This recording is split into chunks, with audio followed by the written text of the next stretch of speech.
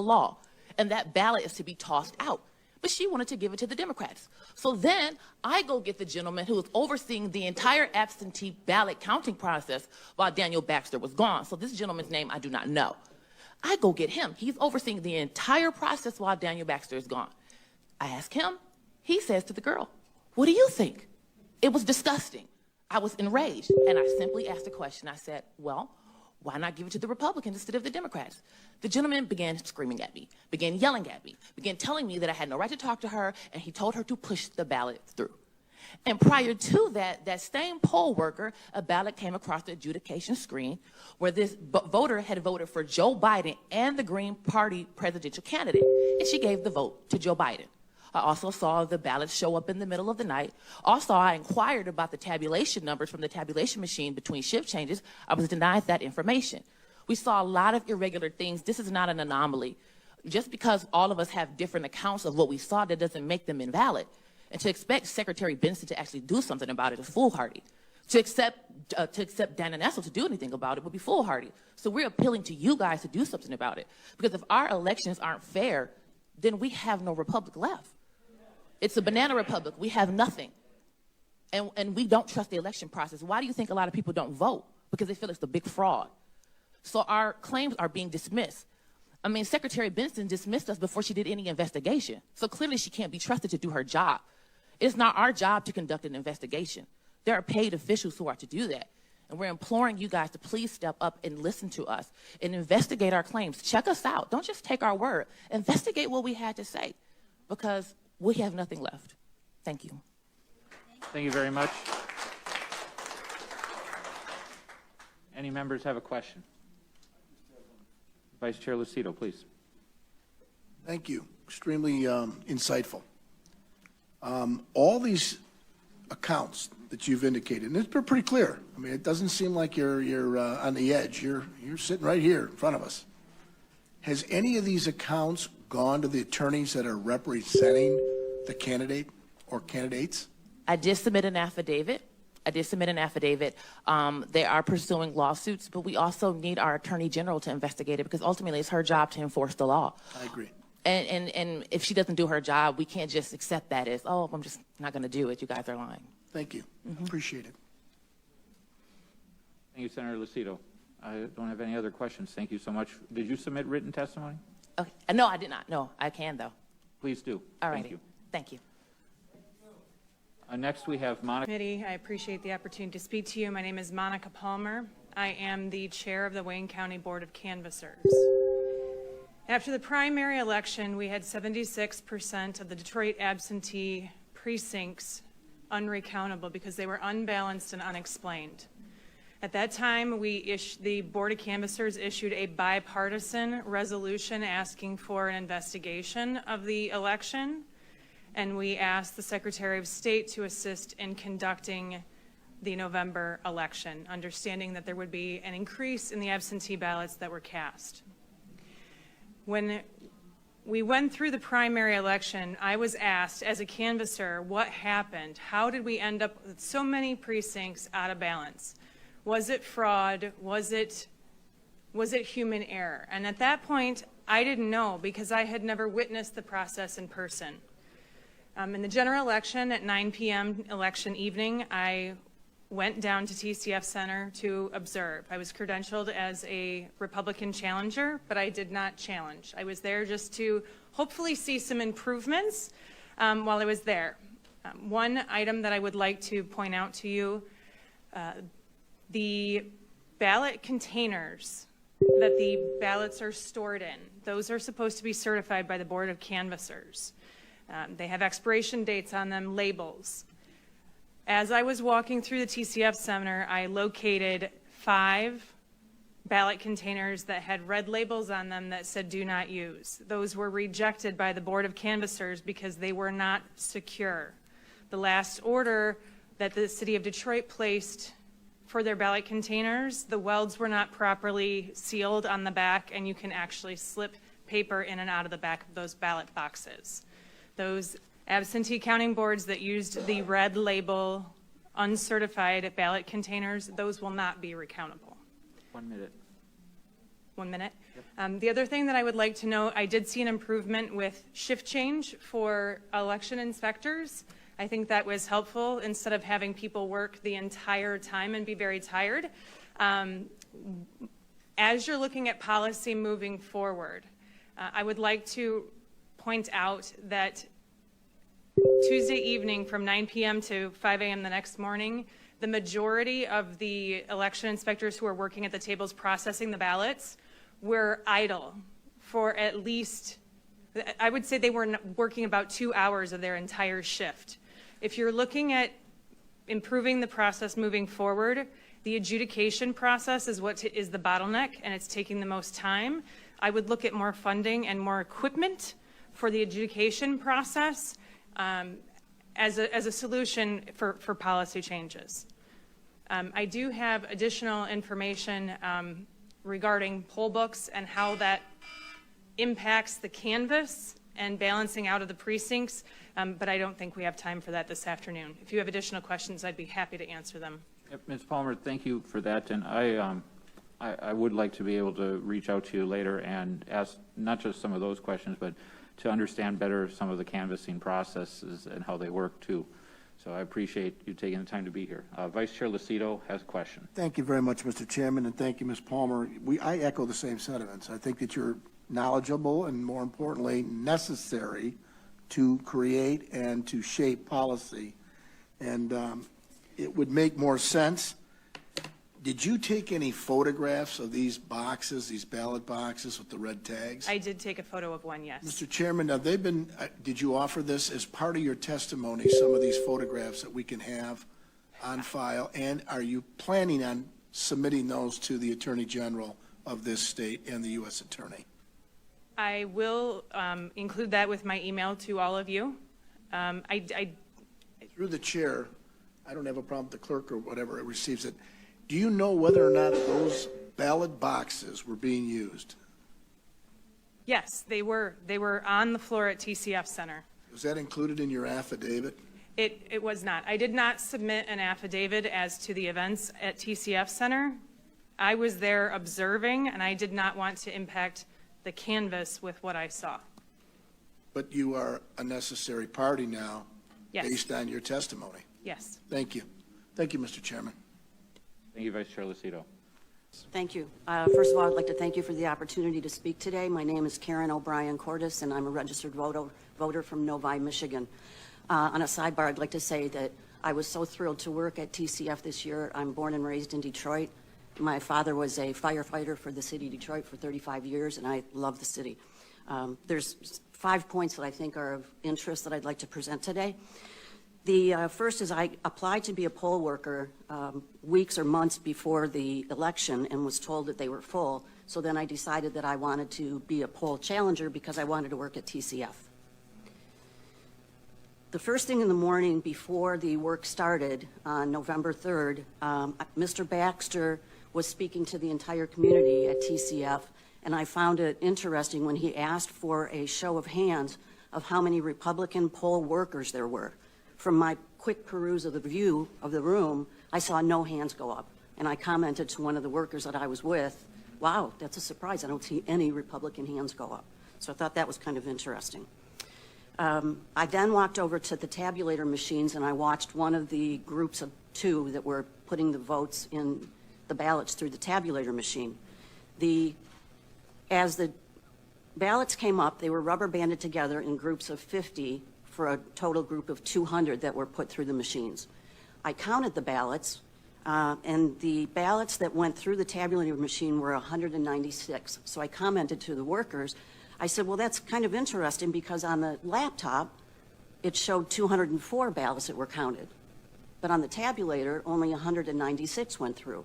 So I asked the workers about that, and they said they didn't know why that happened, that they had to put some of them through twice, but they didn't know why, and that I would have to speak to a supervisor. I went back, that was on November 3rd. On November 4th, some of us were summoned to come back that they needed more workers, more challengers. So we went back on November 4th. On the afternoon of November 4th, I believe it was about 4:30 or 5 o'clock when the military ballots came in. And I was working with one particular table when I was witnessing the military ballots, and I found it highly unusual that every military ballot that was logged into the system had a birth date of January 1st, 1900. You have 1 minute. And nobody could tell me why the birth dates were 1900. When I went to challenge those votes, the supervisor at the table told me, and I quote, "We're not doing that." So I pressured her. I said, "I want this challenge. I want it noted in the laptop and in the poll book." And she said, "We're not doing that." And I said, "Well, I'm not leaving the table until it gets logged in one of them." So she wrote down in the poll book, "Karen Cordes is challenging this vote," and she said, because I told her, "is challenging every subsequent ballot hereafter." Okay. Any questions? So, sorry. So when you say they had a date of birth, was it always January 1st, 1900? Every one of them. Huh? Every one of them. January 1st, 1900. Okay. No explanation's been provided thus far? None. All right. Vice Chair Lucido. Ma'am, how many, how many did you count like that? At the particular table I was at, on the screen, I saw about a dozen. You counted those yourself? Yes. And in my affidavit, I believe I wrote down the ballot or the voter numbers, registration numbers. Did they have different names on the ballot, or? Yes. And these ballots came in, they were all in envelopes, military ballots. They had been logically mailed back. And I found it interesting because they were all in pretty stationary envelopes. And I thought, oh, well, maybe our military gets gifts from their families or friends of stationery, because every one of them was in really cool looking stationery. But they were different? Yes. Thank you. So when you mentioned that you see ballots, and you see signatures, names, date of birth, you're not actually seeing those on the ballot, right? You're seeing those on an envelope. The date of birth were on the laptop, on the screen. Okay. So at the tables, they had a laptop set up over here, and in the corner, there was a larger screen that we could view what was actually on the laptop screen. But I just want to be clear. I mean, those pieces of evidence are not actually on the ballot Correct. itself. Okay. Any other questions from members? All right. Thank you so much. Chairman McBroom, thank you for giving me the opportunity to speak, and thank you, Vice Chair Lucido. I appreciate your time. I know it's valuable. I drove through a snowstorm from Macomb County to get here today because I felt it was very important. It was very important to do everything in my power to help preserve the republic that was established 245 years ago. Great patriots gave their lives for this republic, and we're about to see it start slipping away from us if we don't preserve election integrity in this country. So I want to give some general observations of specific events that I witnessed on the 2 days that I served as a poll challenger at the TCF Center in Detroit. And it's important to note that I applied to work at the TCF Center online. I was referred to a website to apply to specifically work at the absentee voter counting board, and I never heard back from them. So I did follow up after a couple weeks of no reply. I called, there were 3 different phone numbers to contact on that website. I called all 3 of them, did not get answers, so I left voicemails at all 3 of those numbers. Again, I did not receive a reply. So at that point, we were within a week or 2 of the election, and I wanted to participate, so I volunteered to work as a poll challenger. Now, I had applied to work there because I heard Detroit was short of poll workers. Obviously, that wasn't true, or else they saw that I identified as a GOP with the GOP party, so they never returned my calls or responded to my application. So that initially I found concerning right off the bat. I did not prepare a statement for my remarks today, so I'll be using the sworn affidavit that I submitted to a lawyer named Sean Flynn, who's working directly with Rudy Giuliani on collecting evidence, sworn statements. I hear in the media all the time that there's no evidence, there's no evidence. We met in Macomb County about 3 weeks ago with Sean Flynn at one of the GOP offices, and he walked out of there with a stack of sworn statements, statements that, you know, you're familiar with the fact that people made these statements under oath and under the threat of perjury if they lied or were misleading. 1 minute left. Okay, so two of the main observations that I witnessed at the TCF Center on both the 3rd and the 4th when I was there, when I got down there on the morning of the 4th, I went back for an additional day because I witnessed so many irregularities when I was there on Election Day on the 3rd.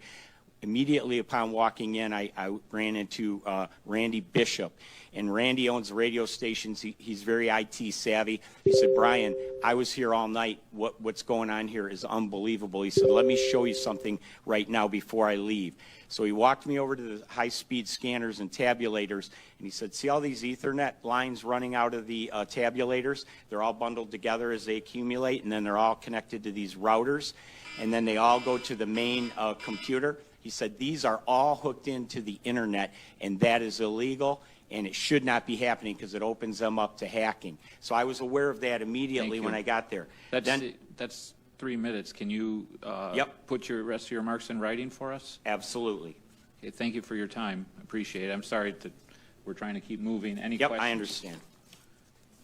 Okay, Thank you. Thank you for your time today, sir. Thanks, Brian. Correctly? Kolanagi Reddy. So now everybody else can know. The moment I saw you holding on to that card, I'm like, that's me. That's got to be me.